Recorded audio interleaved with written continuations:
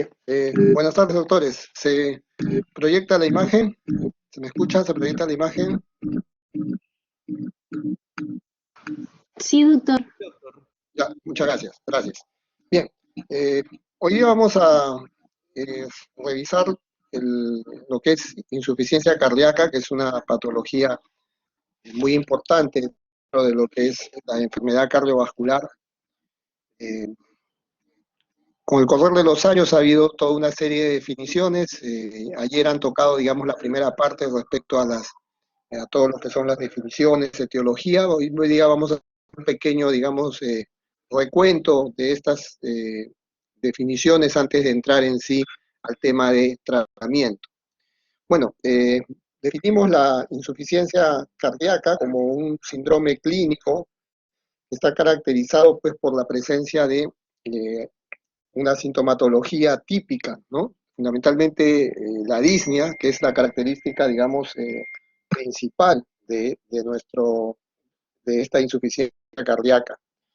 También la presencia de los edemas, eh, otro signo característico de, las, de la insuficiencia cardíaca, y la fatiga, ¿no? La poca tolerancia que tiene el paciente al esfuerzo. Esto puede ir acompañado de signos como la presión venosa yugular elevada, los crepitantes, los edemas periféricos, y están causados en relación a una anomalía cardíaca, ya sea de tipo estructural o funcional, que produce fundamentalmente una reducción del gasto cardíaco o una elevación de las presiones intracardíacas en reposo o en estrés. Entonces, en esta definición, prácticamente se abarca todo el espectro, tanto clínico como desde el punto de vista funcional, ¿no? Porque ahí nos hablan fundamentalmente de anomalías cardíacas que pueden producir una reducción del gasto cardíaco, es decir, ahí estamos asociando a las que están más en relación con la falla, digamos, cardíaca sistólica, ¿no? La definición, digamos, anterior en donde había una alteración de la fracción de eyección, o en la clasificación más reciente que nos habla pues de la falla cardíaca con fracción de eyección reducida, ¿no? Y la otra, que es la falla, digamos, cuando nos hablan que pueden haber elevaciones de las presiones intracardíacas en reposo, la que está relacionada con la falla diastólica, o lo que llamamos ahora en la denominación falla cardíaca con fracción de eyección preservada, ¿no? Entonces, en esta definición está un poco englobado ambos aspectos. ¿Cuál es la fisiopatología de la falla cardíaca? Y en eso sí es importante que ustedes tengan, digamos, el conocimiento adecuado para que puedan entender el tratamiento. En toda su carrera de medicina, lo más importante que ustedes tienen que entender es la fisiopatología. Si no entienden la fisiopatología de cualquier enfermedad, va a ser muy difícil que puedan comprender digamos, la parte terapéutica, ¿no? Entonces, por eso es muy importante comprender la fisiopatología, ¿no? Como en caso de insuficiencia cardíaca crónica, es un proceso evolutivo, ¿no? En donde el paciente puede, digamos, iniciar entre las causas fundamentales, digamos, las más importantes están relacionadas con hipertensión arterial, con la presencia de valvulopatías o los pacientes que quedan post-infarto de miocardio, ¿no? Entonces, esas son las tres principales, digamos, causas de insuficiencia cardíaca: hipertensión arterial, valvulopatías o los pacientes post-infarto del miocardio. Entonces, en el tiempo, como ustedes ven en la primera gráfica, van a ir encontrando que se va, digamos, la evolución del paciente puede ir en estadios iniciales de asintomático hasta cuando llega, conforme va cayendo, digamos, en los casos, digamos, de la fracción de eyección, cuanto más va cayendo, cuando hay una mayor depresión de la fracción de eyección, van apareciendo, digamos, una mayor sintomatología, ¿no? Entonces, el paciente se va comprometiendo en sus estadios, en los estadios de la insuficiencia cardíaca. Entonces, ¿Cuál es, digamos, como les digo, la serie de cambios que se pueden dar en la insuficiencia cardíaca?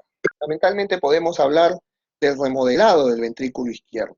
El ventrículo izquierdo, por una agresión hemodinámica, que puede ser una sobrecarga de presión, una sobrecarga de volumen o la disminución,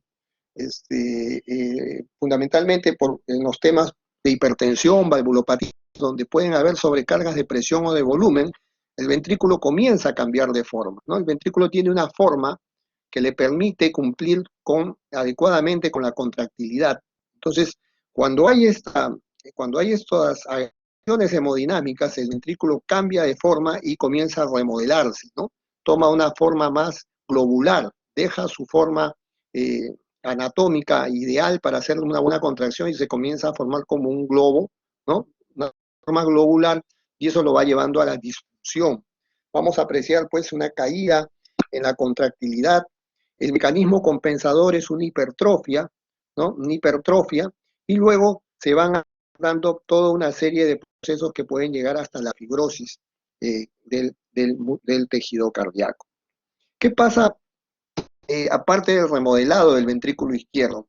Comienzan a aparecer también la activación de ciertos sistemas neurohormonales y uno de los principales es la activación del sistema nervioso simpático, ¿no? Esta activación del sistema nervioso simpático nos lleva a una mayor descarga de catecolaminas, a un aumento de la frecuencia cardíaca, que es algo muy típico en los pacientes con ICC descompensada. También vamos a encontrar una activación del sistema renina-angiotensina-aldosterona, un sistema fundamentalmente vasoconstrictor y que busca retención de líquidos y de sodio, ¿no? Entonces, tenemos la activación también del sistema renina, aumenta la endotelina, que son sustancias vasoconstrictoras. Vamos a apreciar un aumento del BNP. Ustedes saben que el BNP se secreta fundamentalmente en los ventrículos como respuesta al estímulos de sobrecargas de volumen, ¿no? Hay aumento de las citoquinas, moléculas proinflamatorias, y también podemos apreciar algunos otros cambios que están relacionados con la vasoconstricción, ¿no? Entonces, esto, digamos, es importante que puedan comprender la parte fisiopatológica de la insuficiencia cardíaca.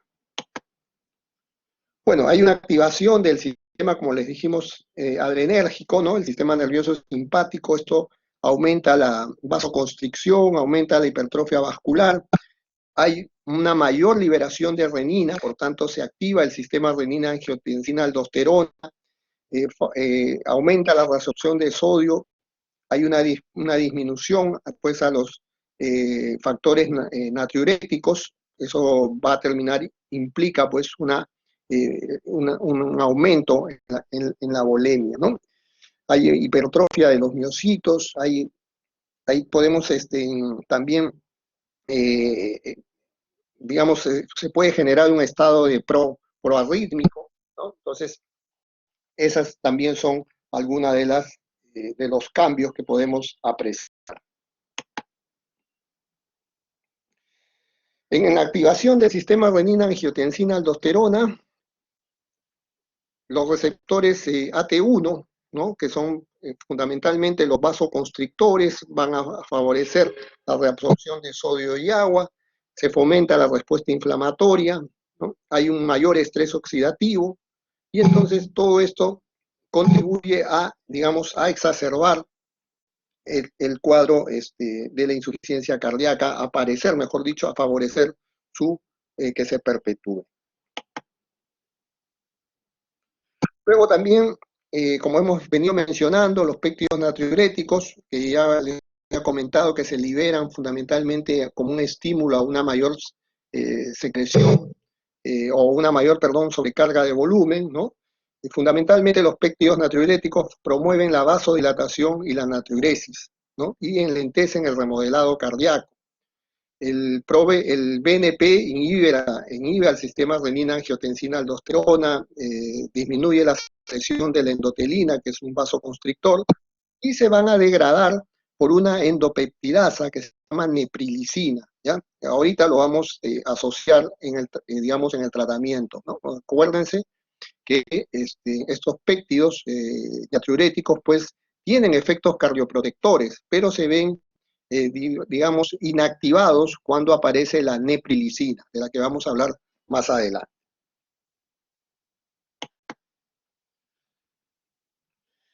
En el remodelado ventricular, como le veníamos diciendo, cuando hay una agresión hemodinámica, que puede ser una sobrecarga de presión o una sobrecarga de volumen, ¿no? Si nos vamos por la carga de presión, vamos a ver un aumento de la tensión sistólica en la pared, esto se va, y si es una sobrecarga de volumen, vamos a ver un aumento en la tensión diastólica en la pared. Entonces, todos estos son mecanismos que van a originar el remodelado ventricular. En el caso de tener una sobrecarga de presión, vamos a ir hacia una hipertrofia concéntrica, y si son sobrecargas de volumen, vamos a ir a una hipertrofia excéntrica, ¿no? Y, lógicamente, ambas igual de perjudiciales.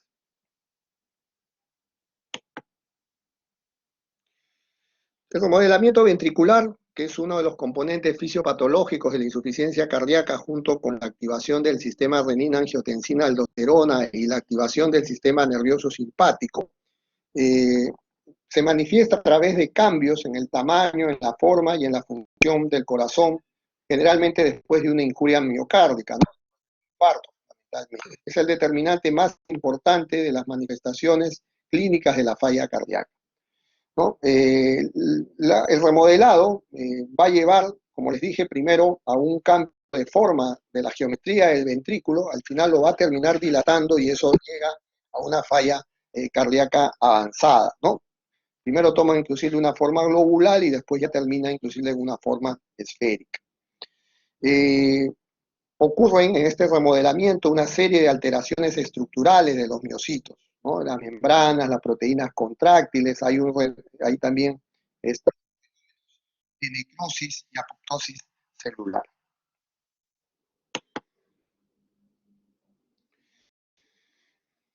La apoptosis, como ustedes recuerdan, es la muerte, digamos, celular programada de las células, ¿no? Aproximadamente un tercio de los miocitos, la falla cardíaca se pierde por esta muerte celular, y esto contribuye al incremento de la tensión parietal y de la isquemia. ¿Por qué se lleva a cabo este proceso? Fundamentalmente porque se activan toda una serie de enzimas proteolíticas llamadas caspasas, ¿no? Que son las que fundamentalmente llevan a una degradación nuclear y que pueden ser activadas de forma extrínseca o por una forma intrínseca, ¿no? Y como les dije, la apoptosis pues lleva a la pérdida de los miocitos o a su inactivación. ¿Cómo clasificamos la insuficiencia cardíaca? Como les dije, hay muchas clasificaciones, ¿no? Las más antiguas nos hablaban de una insuficiencia cardíaca derecha y una insuficiencia cardíaca izquierda, ¿no? Antiguamente. Después pasamos ya a una insuficiencia cardíaca, a una clasificación con insuficiencia cardíaca sistólica y una insuficiencia cardíaca diastólica, ¿no? Entonces, y en la actualidad hablamos ya de una insuficiencia cardíaca con fracción de eyección reducida y con fracción de eyección conservada. Lógicamente lo marca la fracción de eyección, ¿no? Cuando hablamos de una insuficiencia cardíaca con fracción de eyección reducida, cuando tenemos una fracción de eyección del ventrículo izquierdo menor de 40% y una fracción de eyección digamos, mayor de 50%, es cuando hablamos de una fracción de eyección conservada o preservada, ¿no? Entonces, fundamentalmente, si los rangos están entre 40 y 49, hablamos pues, de una fracción de eyección media, ¿no? Entonces, que realmente la asociamos un poquito más, yo diría, hacia una disfunción, digamos, con fracción de eyección disminuida o reducida.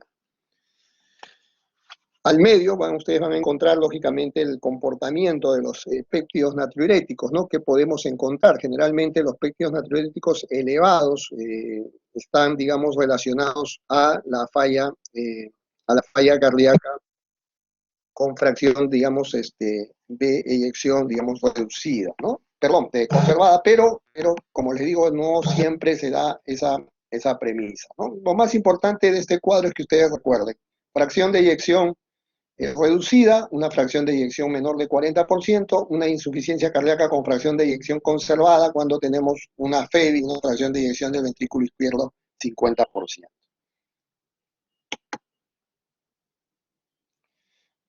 También es muy importante la clasificación NIJA, ¿no? La clasificación NIJA nos permite conocer digamos, la capacidad, la tolerancia al esfuerzo que tienen nuestros pacientes en relación a la sintomatología.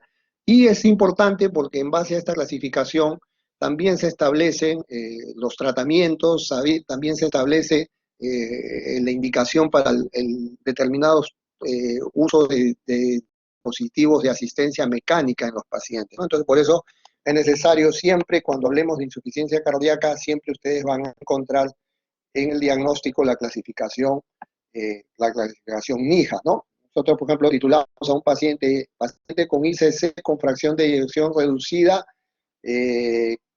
clase NIJA 3, ¿no? Entonces, ¿de quién estamos hablando? Estamos hablando de un paciente que a la actividad física leve presenta fatiga, disnea, palpitaciones o angor, que no desarrolla síntomas únicamente cuando está en reposo, ¿no? Entonces, y los casos más severos son aquellos pacientes en los que encontramos, pues, en la clase funcional 4, ¿no? Aquellos pacientes que ya no pueden desarrollar ninguna actividad física porque definitivamente presentan disnea inclusive hasta en reposo, ¿no? Entonces, y que inclusive actividades tan básicas como afeitarse en el caso de un varón o asearse, son prácticamente muy limitada, ¿no? Entonces, es importante que ustedes recuerden la clasificación NIJA.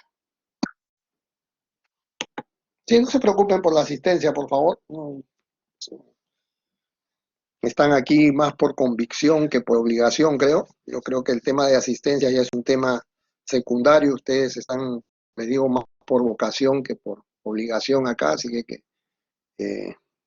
eso es algo secundario, el tema de asistencia. Bueno, ¿se puede establecer un estadiaje y un pronóstico? Sí, ¿no? El estadiaje generalmente lo hacemos en que si hay una cardiopatía estructural o no, ¿ya? Generalmente ya este es un diagnóstico un poquito más, digamos, más avanzado, más complejo, ¿no? Pero que siempre es bueno que ustedes lo tengan, digamos, presente, que se puede hacer, ¿no? Ya no solamente combinando poniéndole si es fracción de eyección conservada o reducida, sino también con la clasificación NIJA y complementando muchas veces con los estadios, ¿no? Que si hay o no cardiopatía estructural de base en nuestros pacientes. Los exámenes auxiliares, ¿cuáles son las recomendaciones? ¿Qué exámenes debemos pedir en nuestros pacientes, ¿no? Se deben considerar definitivamente las principales pruebas, digamos, diagnósticas, pedirle pues su hemoglobina. Los pacientes tienden mucho a la anemia, los pacientes con insuficiencia cardíaca, el recuento leucocitario, nuestros electrolitos, porque como verán más adelante, vamos a usar en la terapia, incluimos diuréticos, entonces es necesario tener un monitoreo de los electrolitos. No se olviden que estos pacientes también pueden tener un sustrato arritmogénico que se puede ver incrementado por este tema, la función hepática, la glucosa, son una de las comorbilidades principales que pueden tener los pacientes. No solamente es la hipertensión, sino la diabetes, el perfil lipídico, hormonas tiroideas. Como les decía, estos pacientes tienden a hacer cuadros anémicos con la ferritina, los péptidos natriuréticos, y todo digamos, esta batería de examen. Lógicamente tenemos que tener nuestro electrocardiograma de base, fundamentalmente para determinar el ritmo cardíaco del paciente, ¿no? Los pacientes que tienen una insuficiencia cardíaca, como yo les dije, la insuficiencia cardíaca generalmente tiene tres etiologías, las más, digamos, importantes: hipertensión, valvulopatías o posimas, ¿no? Entonces, generalmente los pacientes con valvulopatía, especialmente la valvulopatía mitral, que seguramente vamos a estudiar ustedes más adelante, tienden a desarrollar arritmias, y entre ellas la fibrilación auricular. Entonces, es importante solicitarle a nuestros pacientes un electrocardiograma para justamente ver el ritmo cardíaco, la frecuencia cardíaca, ¿no? La duración del complejo QRS, ¿no? La medición, si estamos ante QRS ancho, porque también ahí se determina si determinado tipo de tratamiento en los casos de que vayan a requerir de algún tipo de asistencia mecánica, ¿no? Y detectar otras anomalías importantes, ¿no? Es de ahí, digamos, la necesidad de esto. Y lógicamente nuestro ecocardiograma, ¿no? El ecocardiograma es fundamental en el diagnóstico de los pacientes, ¿no? Es fundamental en el diagnóstico de nuestros pacientes. El dosaje de péptidos natriuréticos puede emplearse en la evaluación diagnóstica inicial, particularmente en el paciente no agudo, ¿no? Es una herramienta de ayuda diagnóstica muy importante, sobre todo en las urgencias, ¿no? Nos puede, digamos, nos puede direccionar un poco en el sentido de determinar el origen de la disnea, si es cardíaca o no cardíaca, ¿no? Entonces, los valores que ustedes aprecian ahí, fundamentalmente, 35 picogramos por mililitro para el BNP y para el ProBNP 125 picogramos por mililitro. Sin embargo, los laboratorios, cuando ustedes piden, sueltan, digamos, en los resultados una correlación por la edad. ¿Ya? En los grupos etarios van poniendo también los valores que se pueden alcanzar porque son variables con la edad también. ¿Ya? Como dice ahí, limitan su interpretación la edad, la fibrilación auricular y la presencia de insuficiencia renal, porque en los pacientes con insuficiencia renal podemos encontrar alteraciones en los dosajes de BNP y ProBNP, ¿no? Entonces, y también, como les digo, hay tablas que están relacionadas a los valores con la edad. El ecocardiograma, como les decía, es la prueba más útil en el diagnóstico y pronóstico de la entidad. ¿Por qué? Porque el ecocardiograma nos permite justamente valorar tanto la función sistólica como la función diastólica, ¿no? Es la herramienta más importante para la valoración de nuestros pacientes.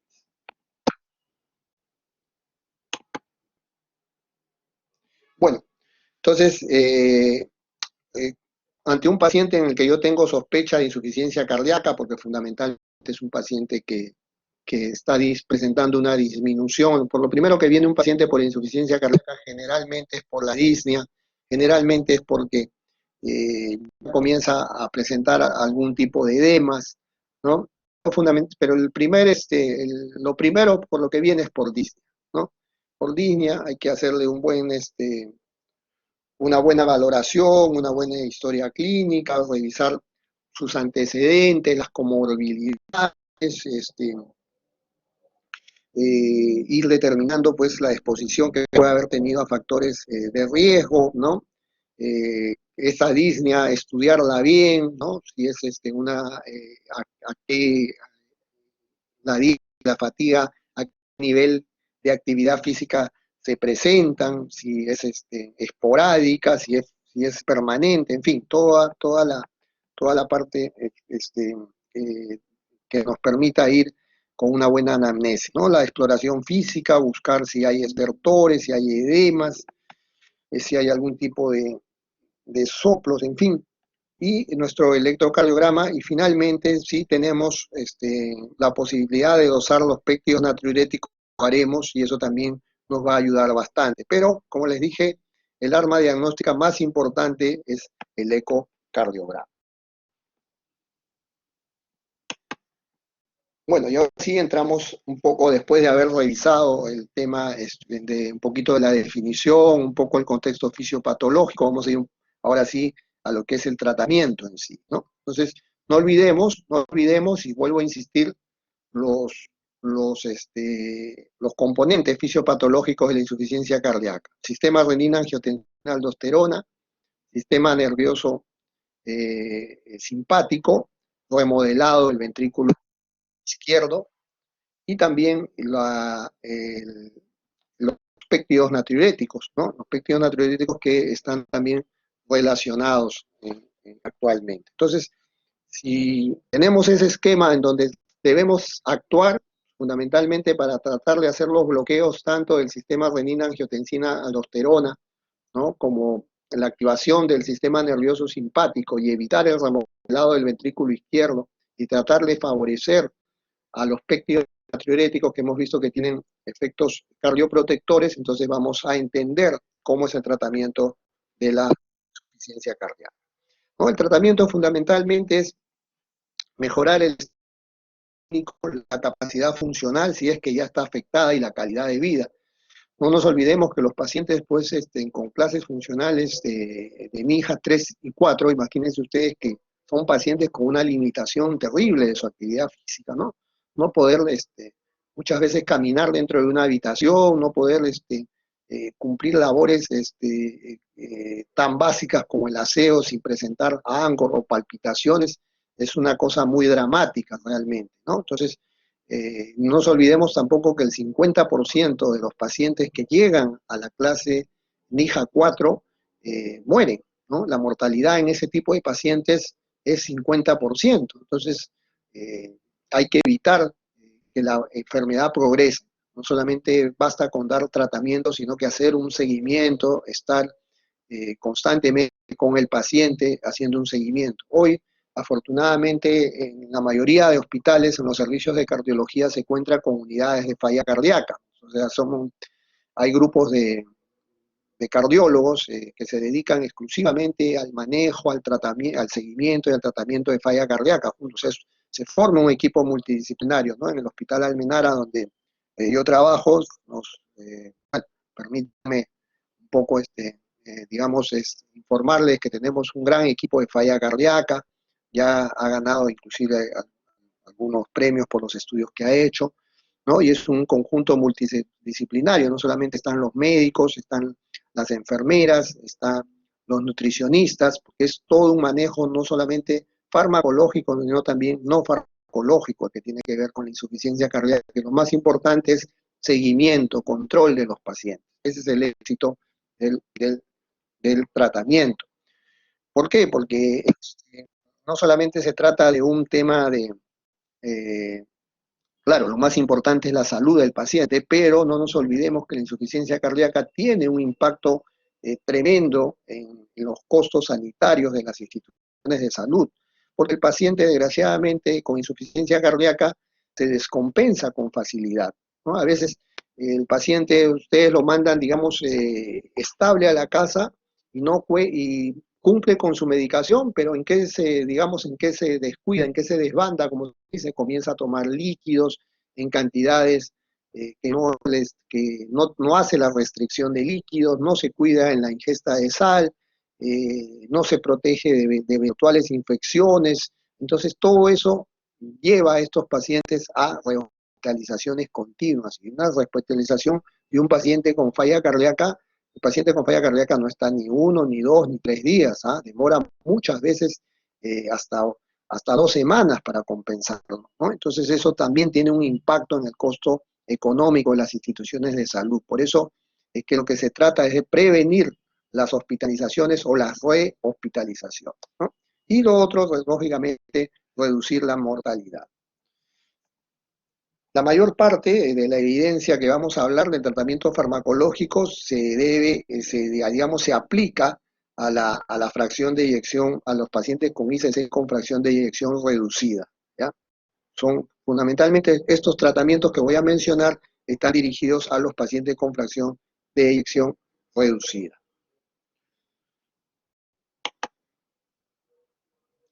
Bueno, hay toda una evidencia, los que están dando acá son las evidencias de los tratamientos que se debe hacer. Fundamentalmente se recomienda, digamos, los tratamientos lo más precoz posible, lógicamente, ¿no? Hay que tratar la hipertensión. La hipertensión es una de las causas, como les dije, mayores de la insuficiencia cardíaca. A veces ustedes en su formación piensan que la hipertensión solamente es un tema de números. No, la hipertensión arterial no controlada o no tratada. El otro día discutíamos con nuestro grupo de práctica que la cantidad de, si pueden, revisen el estudio Tornasol, es un estudio que se hizo en Perú en el año 2011. Aún, aunque les parezca un poco antiguo, fue el estudio más grande que hay, que todavía tiene, digamos, sus cifras tienen vigencia. Entonces, ese estudio se demostraba la cantidad de gente que es hipertensa en el Perú, que no sabe que es hipertensa primero. Los que saben que son hipertensos, un gran grupo no recibe tratamiento porque se pone en la etiqueta de que tienen hipertensión eh, por emoción, dicen, ¿no? Hipertensión emotiva le llaman, ¿no? Falso.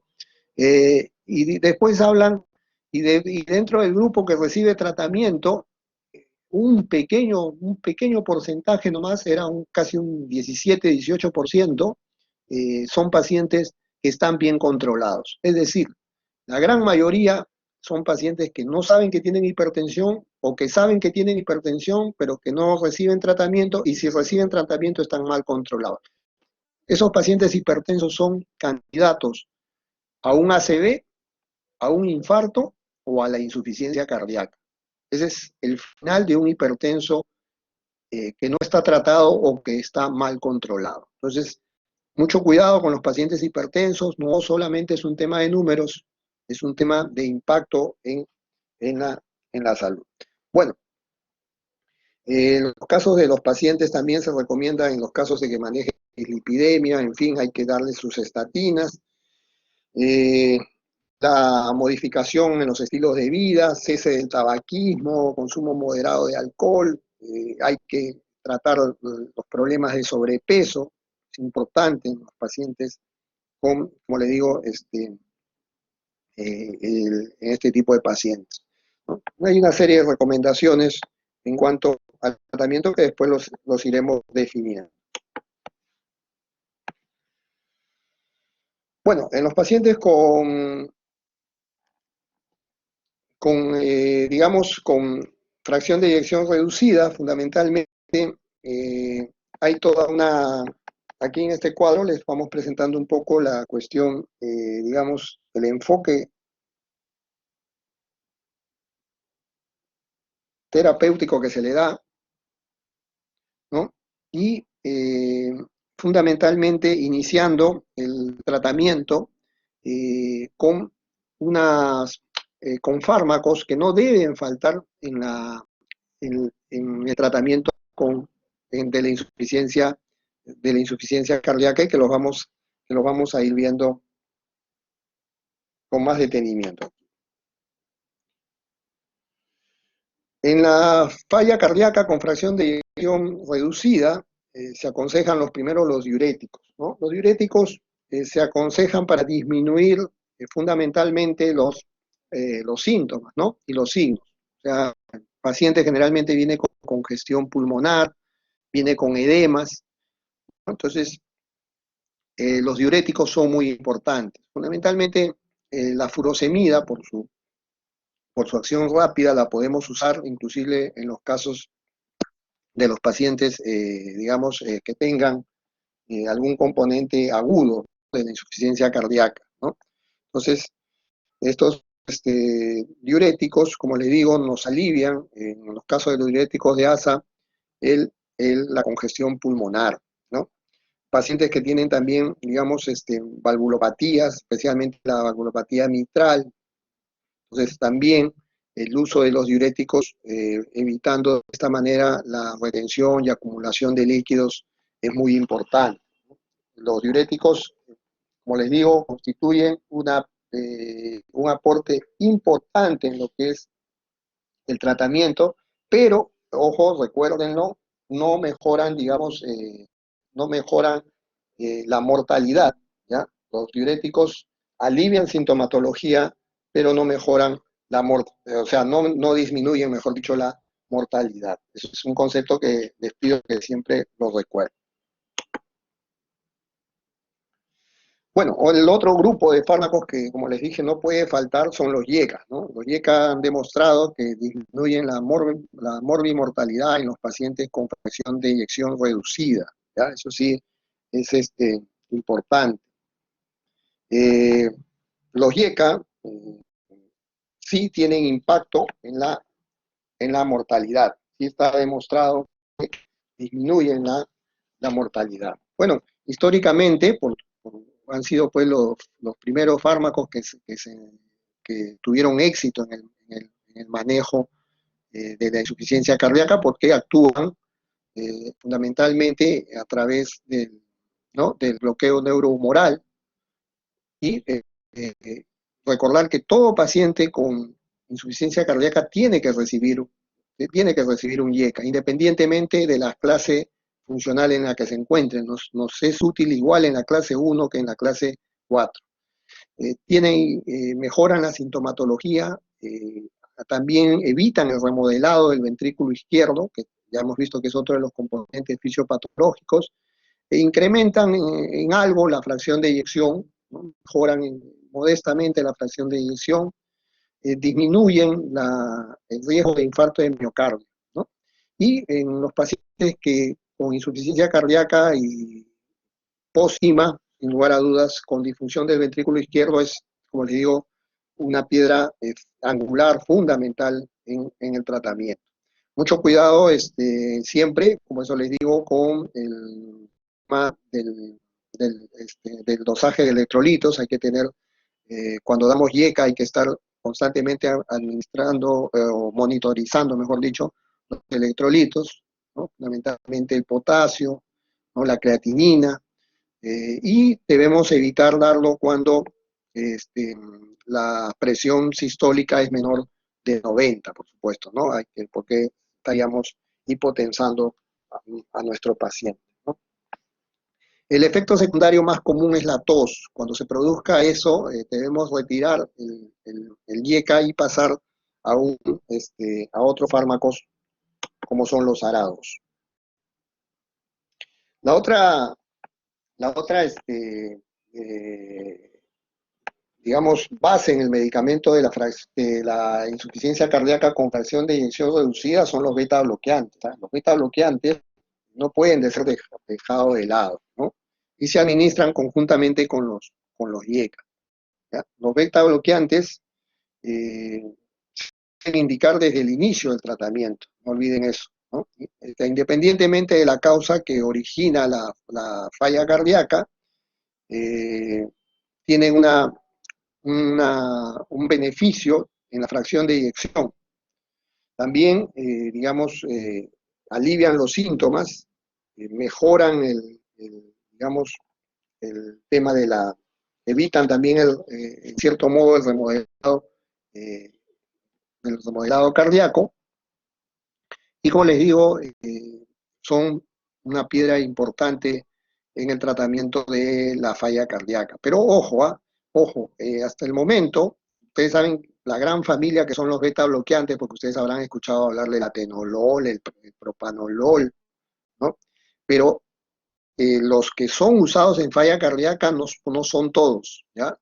Están el bisoprolol, el metoprolol, el carvedilol y también se ha sumado el nevidolol, ¿ya? Pero los tres, digamos, que están aceptados tanto en las guías europeas como en las guías norteamericanas son bisoprolol, metoprolol y carvedilol.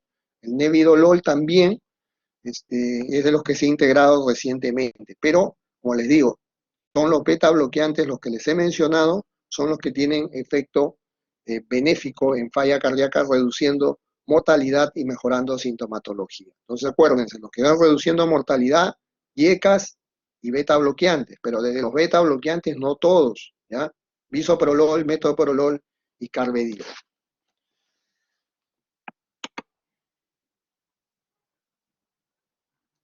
Otros grupos de fármacos importantes son los antagonistas de los receptores de mineral corticoides, ¿no?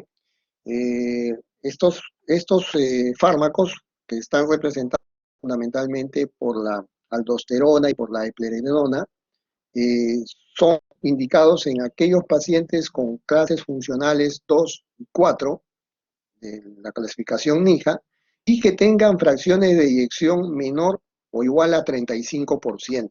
Esa es una indicación, o sea, si yo tengo un paciente con insuficiencia cardíaca, con fracción de eyección de 35 o menos, tengo obligadamente que darle su espironolactona o su eplerenona, ¿ya?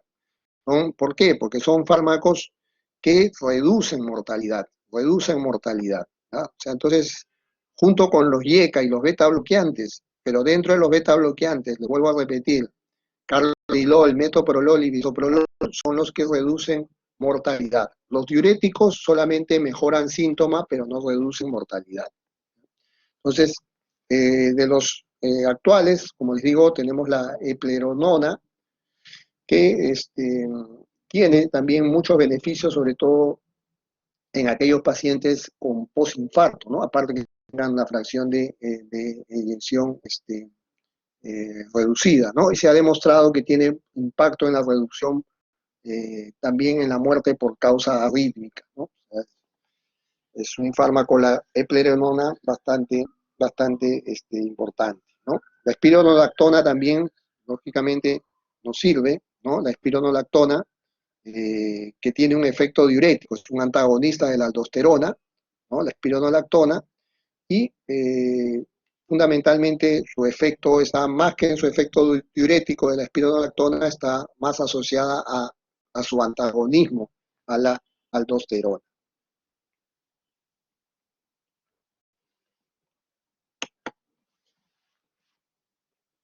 Bueno, y dentro del grupo de los nuevos, y al principio de la clase les decía, ¿no? Fundamentalmente los que están ahora es los inhibidores de neprilicina y del receptor de angiotensina, los llamados ARNI, ¿no? Por sus siglas en inglés, inhibidores de neprilicina y de los receptores de angiotensina, ¿ya? Nosotros, la neprilicina pues es una endopeptidasa que lo que hace es degradar a los péptidos natriuréticos, ¿no? Y los péptidos natriuréticos hemos visto que tienen una función cardioprotectora, ¿no? Evitan el remodelado, favorecen la natriuresis, en fin. Entonces la neprilicina eh, más bien la degrada, ¿no? Entonces eh, surge este grupo de fármacos que lo que hacen es inhibir a la neprilicina para evitar que hidrolice a los péptidos, ¿no? Y también tienen acción sobre los receptores sobre el sistema renina-angiotensina-aldosterona. Este fármaco el nombre comercial se llama Entresto, y es la asociación de sacubitril y valsartán, ¿ya? El sacubitril es el inhibidor de la neprilicina y el valsartán, como ustedes recuerdan, es un antagonista de los receptores de angiotensina, ¿no? Entonces, esa combinación está ahora, digamos, con muy buen perfil para los pacientes, digamos, con ICC, con fracción de eyección reducida, y ha demostrado grandes, digamos, avances en reducir la mortalidad en estos pacientes y en el tema de los reingresos hospitalarios. Cuando se recomienda, bueno, es una indicación que antes de empezar con el Entresto, unos comerciales Entresto, o los ARNI, como se conoce, debe ser suspendido el uso de IECA, porque ustedes saben que no es conveniente dar un IECA y un ARA2, no tiene, pues una combinación que no tiene no beneficia en nada. Entonces, por eso es que se retira los IECA y se administra solamente ya el inhibidor de neprilicina y del receptor de angiotensina. Luego han aparecido ya en los últimos los inhibidores del cotransportador de sodio y glucosa, ¿no? Fundamentalmente lo que hacen estos inhibidores, que son las llamadas glifosinas, ¿no? Las glifosinas. Dentro de las glifosinas están fundamentalmente las dos que tienen, digamos, más asociadas a ICC, son la empaglifosina y la canaglifosina, ¿ya? Estos compuestos lo que hacen es excretar favorecer la excreción de glucosa por la orina, ¿no? O sea, son glucosúricos. Entonces, sin embargo, también, porque son empleados fundamentalmente para la diabetes, ¿no? Pero en el tema cardiológico se ha visto que al tener un impacto también en la reducción de la volemia, ¿no? Al reducir la volemia, van a disminuir todo lo que es la precarga, ¿no? Y favorecen, digamos, en el caso del paciente diabético, hipertenso y con insuficiencia cardíaca, al disminuir la precarga también otorgan, digamos, un beneficio y tienen un impacto en el modelado, disminuyendo el modelado ventricular, ¿no? También, digamos, tiene algunos efectos evitando la miocardiopatía hipertrófica, evitando que el paciente vaya, digamos, hacia la fibrosis. Tiene, digamos, estos fármacos una serie de efectos cardioprotectores que se han demostrado, ¿no? Como le digo, son la familia de las glifosinas, y los que están, digamos, con estudios avalados son la canaglifosina y la empaglifosina, ¿no? Ha mostrado reducción de la mortalidad cardiovascular en 38% y la disminución de ingresos hospitalarios en 35% y la disminución de la progresión de la enfermedad renal en pacientes diabéticos. Como le digo, su principal efecto es glucosúrico, ¿no? Favorecen la excreción de glucosa por la orina. De esa manera bajan los niveles, pero también, como les digo, se ha asociado a disminuir la volemia, disminuyen el tema de la precarga, ¿no? Se habla también que favorecen la disminución de la poscarga a través digamos, reducir las resistencias vasculares periféricas, la rigidez de los vasos, tienen digamos, muchos beneficios cardioprotectores, ¿no? Después tenemos otro fármaco que es la ivabradina, que es un fármaco que se usa también para disminuir la frecuencia cardíaca en aquellos pacientes que usando beta bloqueantes no consiguen reducir la frecuencia cardíaca. Ustedes saben que un paciente en taquicardia con frecuencias superiores a 100 no va a tener un buen llenado, ¿no? No va a haber un buen llenado ni va a haber una buena, digamos, contractilidad, ¿no? Entonces, lo que se busca es mejorar el llenado tratando de prolongar un poco el tiempo de llenado, y eso se obtiene cuando ustedes pueden controlar la frecuencia cardíaca, ¿no? Entonces, cuando no es posible el control con beta bloqueantes, se puede añadir este fármaco de ivabradina, ¿no? El paciente tiene que estar, eso sí, en ritmo sinusal. No se puede dar ivabradina cuando el paciente tiene un ritmo no sinusal, o sea, está en fibrilación, ¿ya? También se da, digamos, en los pacientes, bueno, no son el mismo mecanismo que el beta bloqueante, no podemos decir que se da en reemplazo de los beta bloqueantes, sino si el paciente no tolerara un beta bloqueante, bueno, porque pues el beta bloqueante, por tratarse de un paciente asmático que tiene algún grado de bloqueo auriculoventricular, que es contraindicación para el uso de beta bloqueantes, podemos pensar en ivabradina.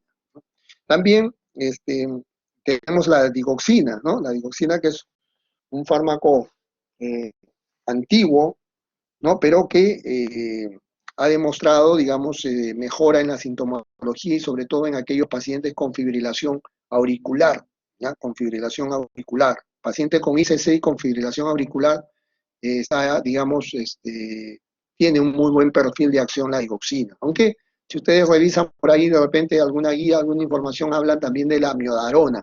El problema de la amiodarona son en tratamientos crónicos, son los efectos que puede dar a nivel pulmonar fundamentalmente, ¿no? Entonces ahí hablan de que si se va a administrar amiodarona, que sea por menos de 6 meses, ¿no? Pero la digoxina yo creo que va con un muy buen perfil, pese a que es un fármaco, como le digo, antiguo, ¿no? Aunque hay que tener mucho cuidado en los pacientes con disfunción renal o en los pacientes ancianos. También hay alguna otra terapia, como para los que ya no toleren la terapia farmacológica convencional que hemos venido hablando, que es la combinación hidralacina y nitrato de isorbide, ¿no? De estos vasodilatadores que también pueden, digamos, coayudar en el caso que no hayamos tenido éxito con los tratamientos que ya hemos mencionado. Entonces, eh, de las glitazonas, como les dije, dentro de los fármacos, como he venido mencionando, las piedras angulares fundamentalmente son los, los IECA, los beta bloqueantes, los, eh, los antagonistas de la aldosterona y también, digamos, se ha sumado a este nuevo grupo los ARNI, ¿no? Los inhibidores de la neprilicina y de angiotensina. Bueno, ahí tienen algunas, eh, algunas indicaciones sobre tratamientos. Los calcio antagonistas tipo diltiazem, verapamilo no son recomendados. En general, los calcio antagonistas no son recomendados en el tratamiento de la insuficiencia cardíaca. No se olviden también que tiene mucha importancia el tratamiento no farmacológico. No solamente es un tema, digamos, de administrar solo fármacos a nuestros pacientes, ¿no? Entonces, la terapia no farmacológica, el control del peso es fundamental en nuestros pacientes.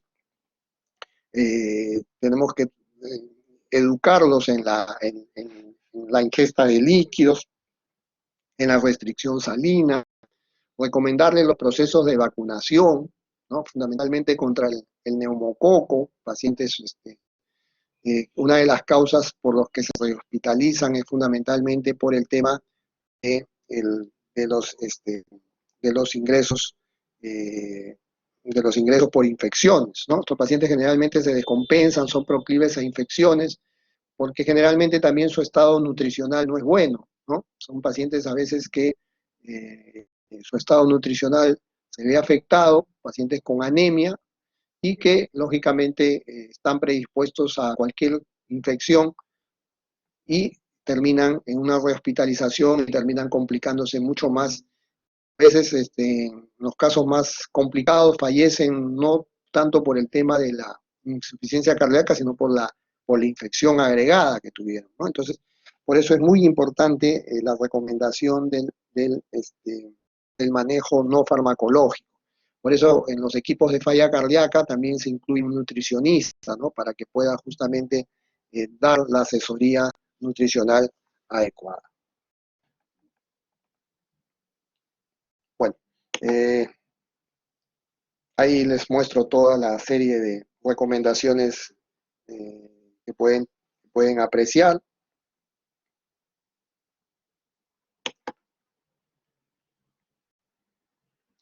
Bueno, hay algunos dispositivos para los pacientes ya más complicados, los llamados dispositivos de asistencia mecánica, ¿no? La terapia de resincronización cardíaca. Generalmente el paciente en estadios avanzados, con fracción de eyección deprimida severamente, ¿no? Menos de 35%, a veces lo que tenemos que buscar es mejorar la sincronía entre los ventrículos, ¿no? Para tratar de mejorar la fracción de eyección. Entonces se coloca este dispositivo, hay un dispositivo que es el resincronizador cardíaco, ¿no? Si el paciente también ha tenido episodios de arritmias fatales, también se puede, pues, colocar un cardiodesfibrilador implantable. Desgraciadamente los costos son bastante altos de estos dispositivos, ¿no? Ya en aquellos pacientes, pues, muy comprometidos, deben pensar, pues, en actividad del trasplante, pero todos sabemos lo difícil que es conseguir donantes y todo este tema del trasplante que desgraciadamente limita mucho la posibilidad de darles esa alternativa a los pacientes con ICC en estadios, digamos, en estadios mucho más graves. Bueno, hemos hablado un poquito de lo que es la terapia en la con fracción de eyección reducida. En la fracción de eyección conservada, generalmente la terapia se limita a mejora de los síntomas, ¿ya? Fundamentalmente, la mejora de los síntomas. Y generalmente lo que se indica en este tipo de pacientes son los diuréticos. Generalmente son los diuréticos. Entonces, un poco para recapitular lo que hemos hecho, repetirles que no se olviden los mecanismos fisiopatológicos de la insuficiencia cardíaca, fundamentalmente activación del sistema renina-angiotensina-aldosterona, activación del sistema nervioso simpático, remodelado del ventrículo izquierdo. Todos estos, la etiología, fundamentalmente las tres principales son hipertensión arterial, valvulopatías, posima.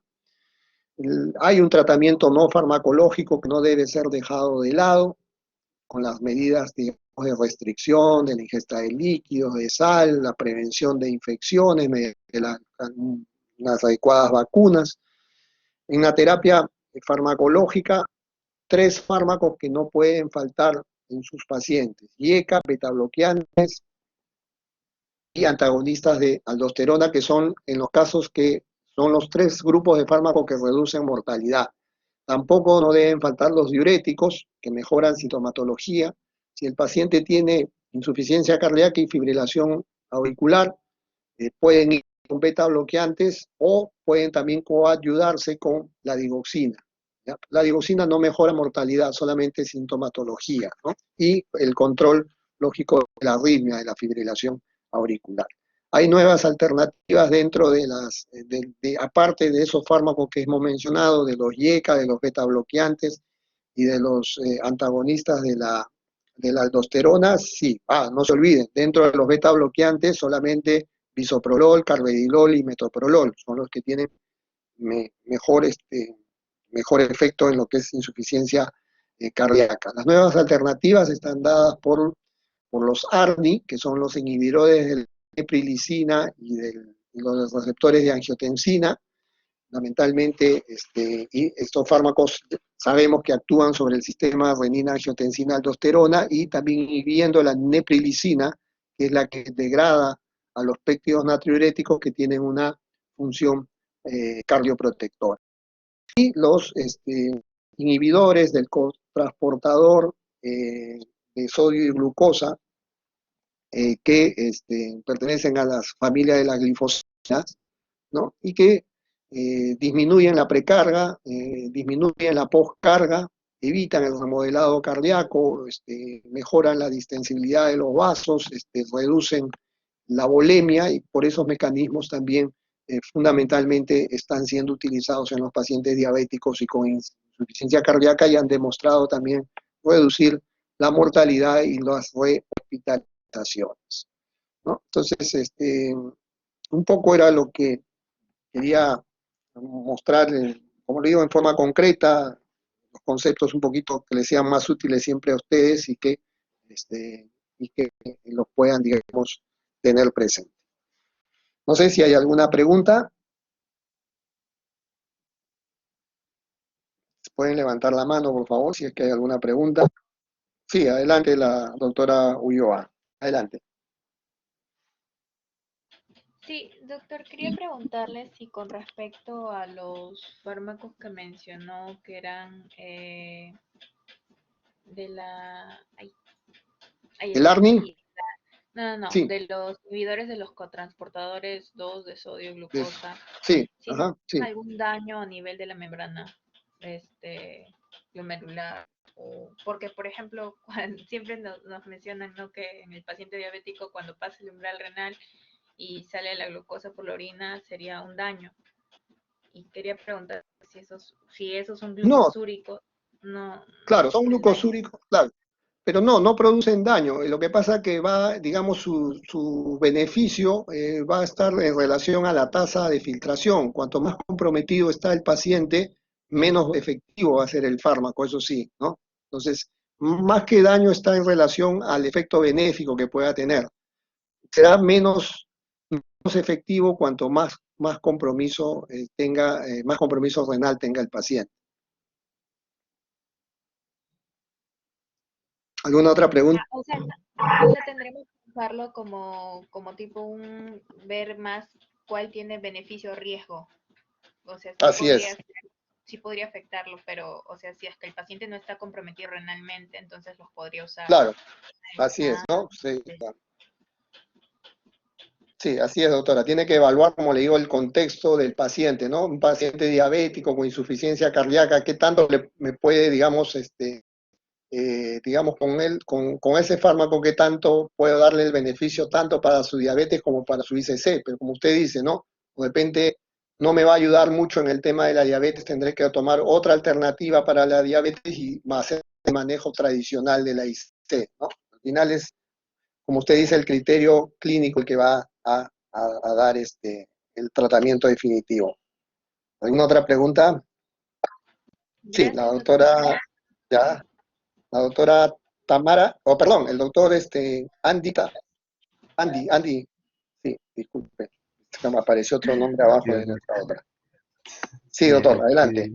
eh, mi pregunta era, ¿cuáles eran las situaciones en las que nos dijo que variaba el valor del péptido natriurético? O sea, nos mencionó la edad, la insuficiencia renal y una tercera que creo que Los casos no dijo. de arritmia, de fibrilación auricular, sí, en ¿Cualquier el caso de arritmia? fibrilación. No, fibrilación Ah, auricular ya. Ah, específicamente, fibrilación sí, auricular. Ah, ok, ok. sí. Había otra pregunta, disculpe, no apareció el nombre de alguien. Sí, el doctor Malpartida, en insuficiencia cardíaca aguda, ¿qué tratamiento enfermo? Bueno, en insuficiencia cardíaca aguda, fundamentalmente, lo que tratamos es de mantener un gasto cardíaco adecuado, ¿no? Entonces ahí tenemos que ir con fármacos inotrópicos, el manejo es, digamos, como del tipo shock, ¿no? Vasopresores, ya ahí podemos entrar pues con fármacos como hay uno que es el levosimendan, que es un sensibilizador de canales de calcio, ¿no? Que también tiene buena respuesta, hay que darle diuréticos endovenosos, su levosimendan, y algún tipo, si cae mucho la presión arterial, bueno, utilizar la noradrena, en fin, el manejo sí de la insuficiencia cardíaca como emergencia es otro contexto, ¿no?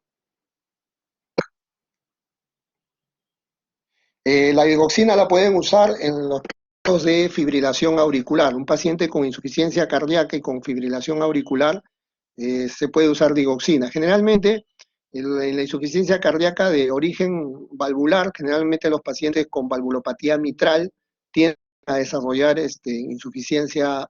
tienden a desarrollar fibrilación auricular, ¿no? Entonces, en ese paciente con ICC y fibrilación auricular, se le puede dar digoxina, ¿ya? Y acompañado de su beta bloqueante, pero mucho cuidado, porque como ambos, digamos, reducen la frecuencia, tienen un pequeño impacto en frecuencia cardíaca, siempre hay que andar monitorizando. Y ojo, la digoxina, si el paciente tiene algún grado de insuficiencia renal, mejor no darlo, ¿ya? O si son, digamos, pacientes ancianos, porque, como les dije, pueden tender, digamos, hacia el 5. Entonces, mucho cuidado siempre al dar la digoxina. Pero sí tiene muy buen efecto en un paciente que no tenga esas contraindicaciones. Con fibrilación auricular, la digoxina ayuda bastante. ¿Alguna otra pregunta?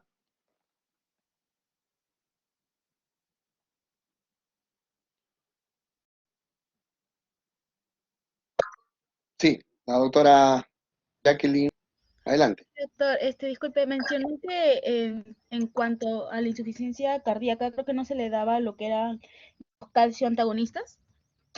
Sí, no han demostrado efectividad, la verdad. ¿Ya? No han demostrado efectividad.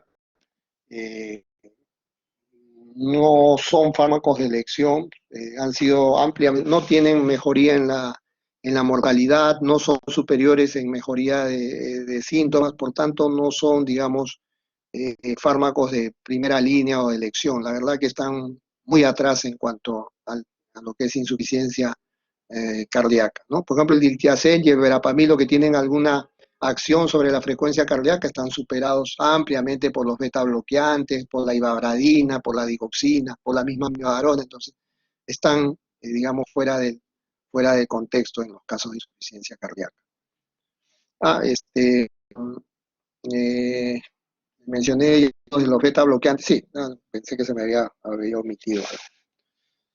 Sí, ¿alguna otra pregunta?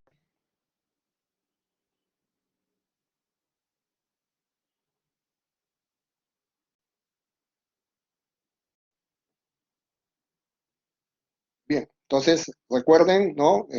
Los fármacos que disminuyen mortalidad, IECAS, beta bloqueantes y los antagonistas de la aldosterona, en este caso espironolactona o eplerenona, cualquiera de ellos. son los fármacos los únicos que reducen mortalidad, ¿no? Y dentro de los beta bloqueantes, metoprolol, carvedilol y bisoprolol, ¿no? Los otros, los diuréticos, la digoxina, mejoran sintomatología. También hay reducción en la mortalidad con los ARNI, ¿no? Que han demostrado eficacia, y también con los inhibidores de transportadores de sodio y glucosa, ¿no? Pero la piedra angular, lo que no falta en un paciente con ICC son IECA, betabloqueantes, sus diuréticos y sus antagonistas de aldosterona cuando la fracción de eyección es menos de 35%, no se olviden. Ahí es mandatorio su espironolactona o su eplerenona. Bien, doctores, ¿alguna otra pregunta?